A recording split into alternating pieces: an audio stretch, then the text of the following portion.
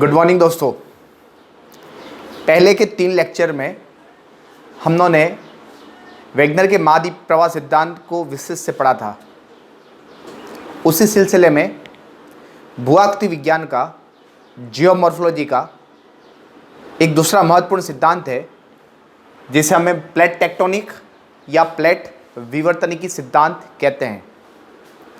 बहुत पढ़ने में बहुत मज़ेदार है और पूरी तरह से वैज्ञानिक अवधारणाओं पर आधारित है, कोई अनुमान नहीं है। और ये सिद्धांत ने भूभौतिकी के क्षेत्र में एक बड़ा परिवर्तन लाया था, क्योंकि ये सिद्धांत इसके पूर्व में भूकंप, ज्वालामुखी, वलन, भ्रंश, पर्वत निर्माण, इन सब की व्याख्या अलग अलग सिद्धांत से होती थी। इसके बावजूद भी उनका कोई वैज्ञानिक आधार नहीं था। जैसे ये सिद्धांत आया, इसने एक सिद्धांत के माध्यम से, केवल प्लेट विवर्तनिकी सिद्धांत के माध्यम से ही उसके पूर्व के जो सिद्धांत थे उसको अस्वीकार किया और उन सभी सिद्धांतों को इस सिद्धांत ने रिप्लेस किया। आइए देखते हैं कि सबसे पहले इसमें 2 शब्द हैं, प्लेट और टेक्टोनिक। प्लेट, विवर्तनिक। हम देखते हैं प्लेट क्या है। ये कह रहा है कि हमारी पृथ्वी, यह हमारी पृथ्वी है और यह हमारी पृथ्वी का बाहरी जो भाग है, जो ऊपरी, जिसको स्थल भाग कहते हैं, बाहरी भाग है, जो कैसा है? ऊपरी भाग जो ठोस है, दृढ़ है तथा पतली परत के रूप में है, जिसको हम क्या कहते हैं? प्लेट कहते हैं। बिल्कुल समझना, 1 by 1। प्लेट शब्द सबसे पहले 1965 में टूजो विल्सन ने दिया था। उन्होंने बताया कि पृथ्वी का ऊपरी भाग जो दृढ़ है, ठोस है और पतली परत के रूप में, जिसको इन्होंने कहा प्लेट। हम इसके दूसरे पार्ट पे आते हैं कि प्लेट विवर्तनिकी।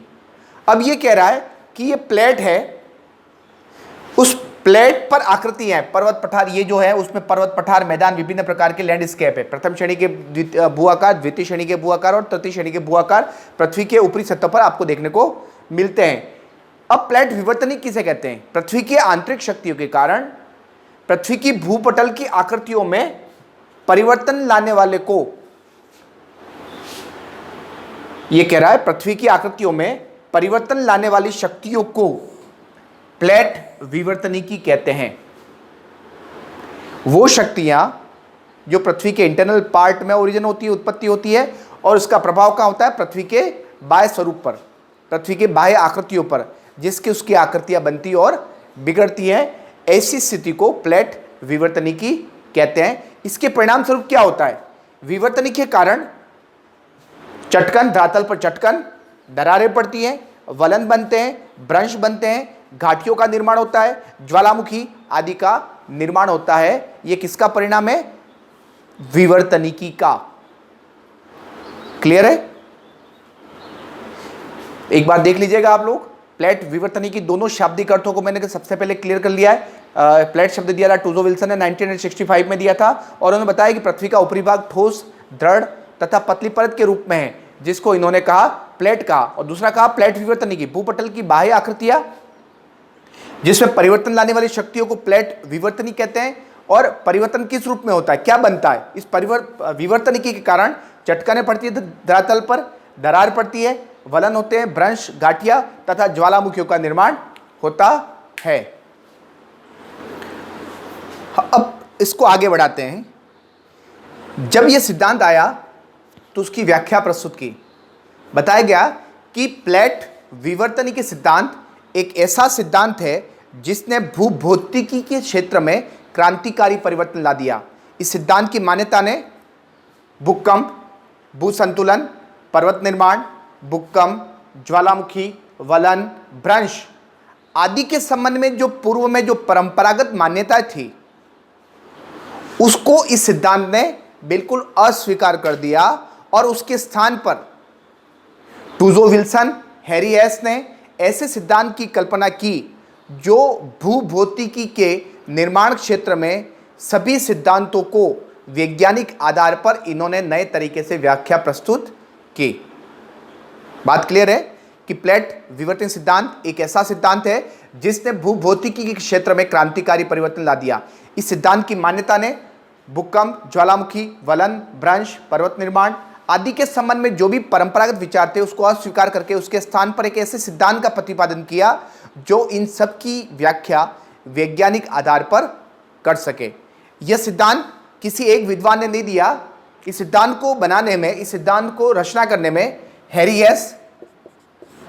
हेस, टूजो विल्सन,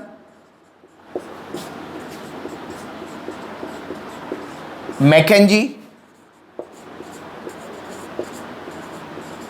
पार्कर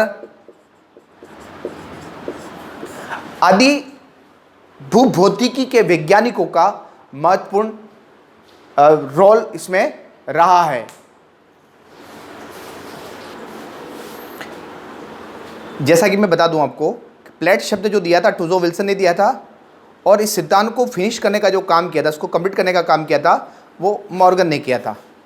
इन सभी विद्वानों ने, Tuzo Wilson, McKenzie, Parker, Harry Hess, इन सब ने मिलकर इस सिद्धांत की कुछ मान्यताएं तय की थी, जिसमें पहली है सागर तली का प्रसार होता है। हैरी हेस ने बताया था कि 1950 में कि सागर तली का प्रसार होता है, कि पृथ्वी के नीचे, जैसे उन्होंने एग्जाम्पल दे के बताया था कि अंध महासागर की तली का प्रसार होता है जिसमें नई दुनिया पुरानी दुनिया से दूर जा रही है। और उस सागर तली के प्रसार के कारण क्या होता है कि पृथ्वी के आंतरिक भाग में सागर तली के मतलब अंध महासागर की तली से क्या होता है कि नीचे लावा जो होता है ऊपर आता है और मध्य महासागरीय कटक के रूप में उसका निर्माण हुआ। उदाहरण के रूप में हैरी हेस ने इसको एग्जाम्पल के तौर पे उन्होंने बताया था। दूसरा बताया था कि यह सिद्धांत भूपटल को दो भागों में बांटता है, एक तो दृढ़ भूखंड और दूसरा होता है कमजोर भूखंड। दृढ़ भूखंड, उन्होंने कहा यह संपूर्ण पृथ्वी है, भूपटल है, उसको दो भागों में बांटा। पहला है कठोर भूभाग, अर्थात जिसकी संरचना आग्नेय चट्टानों से हुई है, तो उसको भूगर्भिक या भूवैज्ञानिक इसको कठोर भूभाग मानते हैं, जिस पर संवहन तरंगों का प्रभाव लगभग नहीं के बराबर पड़ता है। जब संवहन तरंगें नहीं चलती हैं, संवहन तरंगों का प्रभाव से मुक्त है, इसका मतलब वो उसमें भूकंप, ज्वालामुखी, किसी तरह का विनिर्माण कार्य वहाँ होता अनुमत नहीं होता है, ऐसा मान के चलते हैं। और दूसरा होता है जैसे कमजोर भूखंड। कमजोर भूखंड वो होता है जिसमें संवहन तरंगें तेजी से चलती है और उसके कारण विवर्तनिक क्रिया होती है, और विवर्तनिक क्रियाओं के कारण पृथ्वी पर विभिन्न प्रकार की संरचनाओं में या स्थल रूपों में परिवर्तन आपको देखने को मिलता है। मैं आपको एग्जाम्पल के तौर पर बताता हूं, जैसे ये आपका भारत है, ये आपका भारत है, तो ये प्रायद्वीपीय जो पठारी भाग है ये आपका दृढ़ भूखंड में माना जाता है, ये कठोर भूभाग में जाता है। यहां पर विवर्तनिक क्रिया लगभग नहीं के बराबर होती है। ये दक्कन का प्रायद्वीपीय जो पूरा पठारी भाग है, जिसको हमें अजायब कर कहते हैं, खनिजों का अजायब कर कहते हैं, और यहाँ ये दृढ़ भूखंड है। यहाँ पर किसी भी तरह की विवर्तनिक क्रियाएं पिछले हजारों सालों से, लाखों साल से नहीं हुई है। क्यों नहीं हुई है? क्योंकि ये दृढ़ भूखंड है, आग्नेय जैसी कठोर चट्टानों से इसका निर्माण हुआ है। आपका तीसरा जो भाग है, सभी प्लेटें अपने नीचे स्थित दुर्बल मंडल, लिक्विड जो होता है, सेमी लिक्विड होता है, उस पर तैर रही है, अर्थात सियाल सीमा पर तैर रही है। हम भूआकृति विज्ञान को जब पढ़ते हैं तो हम जब पृथ्वी की आंतरिक संरचना को देखते हैं कि उसमें ऊपरी भाग ठोस है, दूसरा चिपचिपा है, नीचे के भाग की अलग कंडीशन है, क्योंकि यहाँ पर टेम्परेचर बहुत अधिक होता है, पर दबाव के कारण क्या होता है कि वो तरल जैसा व्यवहार न कर ठोस जैसा व्यवहार करता है। तो यहाँ पर ऐसी स्थिति बता रही है कि जो सियाल है, ऊपरी परत है, वो किस पे नीचे, अपने नीचे चपचपे गाढ़े चपचपे जो पदार्थ होता है सीमा पर तैर रहा है, ऐसा भूगोलवेता बताते हैं, इसकी मान्यता थी। और तीसरा जो लास्ट वन है जिसमें लिखा है कि सभी प्लेटें एक दूसरे के परिप्रेक्ष्य में गति करती है, वो आपको देख लीजिएगा।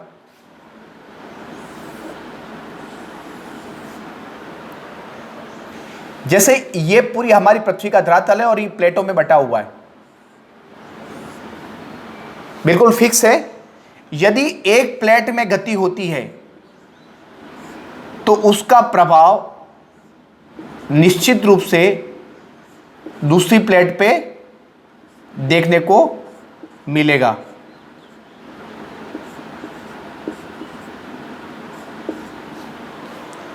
ये कह रहा है कि सभी प्लेटें एक दूसरे के परिप्रेक्ष्य में गति करती हैं। यदि ये दोनों प्लेटें यहाँ से अलग होती हैं, दूर जाती हैं, डाइवर्ट होती हैं, तो ये कहाँ टकराएगी? इस भाग पे टकराएगी।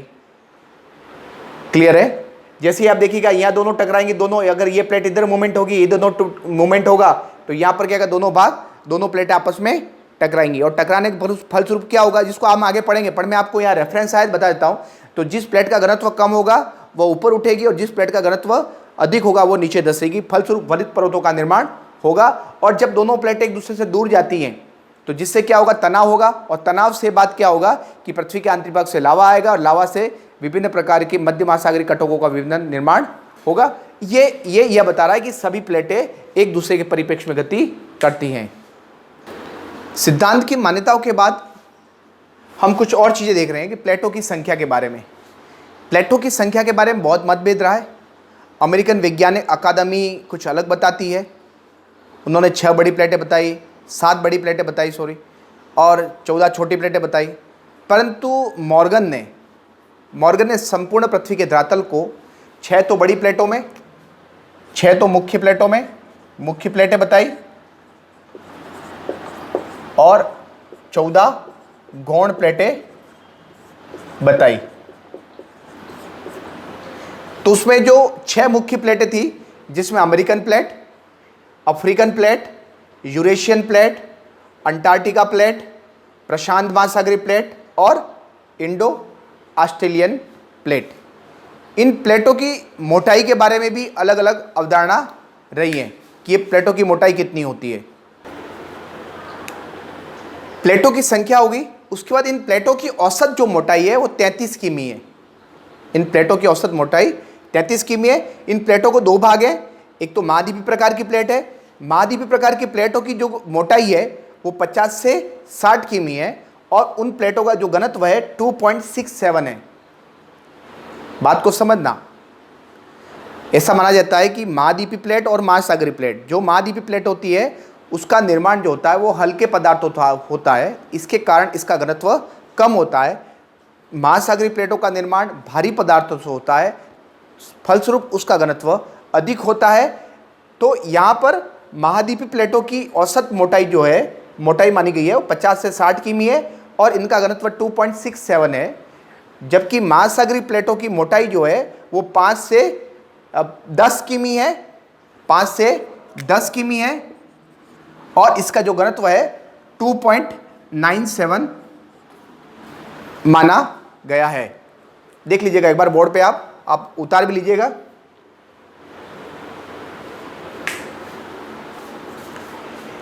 आज हमने देखा कि इस प्लेट शब्द क्या है, विवर्तनिक शब्द क्या है, इसका हमने इसकी उपयोगिता क्या बताई है, इसकी मान्यताएं बताई हमने। साथ साथ में प्लेटों की संख्या और प्लेटों की मोटाई, उसकी डेंसिटी के बारे में हमने चर्चा की। कल हम बात करेंगे प्लेटों की गति के बारे में, ये प्लेटें गति कैसे करती हैं। ठीक है, आज के लिए काफ़ी है।